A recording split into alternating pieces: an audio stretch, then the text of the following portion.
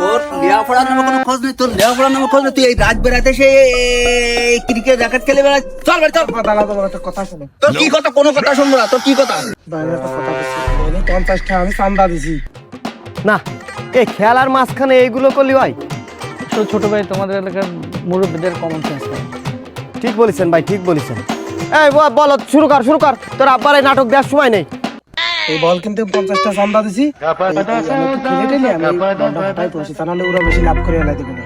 আমি এই খেলে ফটাফট দিয়ে চলে আসতে যাবো, তুমি যাও। আচ্ছা না না না, আমি তোরে নিয়ে যাবো, আমি এনে দাঁড়ালাম। তুই তো খেলা শেষ করতে তাড়াতাড়ি শেষ কর, দেখিলাম খেলাই শেষ। আচ্ছা আব্বা, আমি তোমার ছেলে না, আমি এখন প্লেয়ার আব্বা, প্লেয়ার। এ বল তোর বল উঠো, তোর বল উঠো।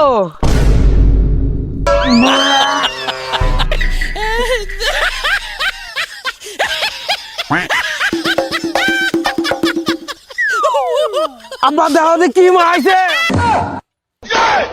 50টা বাঁচাতে যায় এই যে কি নিয়ে জীবন ভরে ধরে খালাম বা তার খালি এখন গু 50টা বাঁচা 50টা বাঁচা। আব্বা একটু মুছে দাও। ও মুসাটা তো যাবে না, এসব খেলা শুয়ার চল খেলা চল, তোর কাটতে হবে। লেখাপড়ার নামে কোন ঘু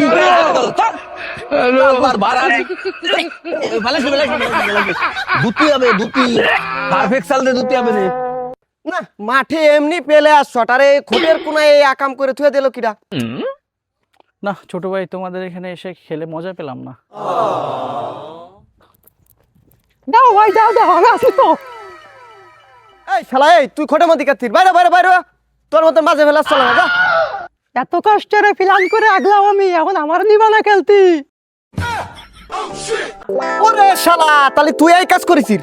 ছোট ভাই তোমাদের এলাকার ছেলেবেলে এত দুষ্ট? দুষ্টু, আরে বাইরে সে আসান ওর ধর।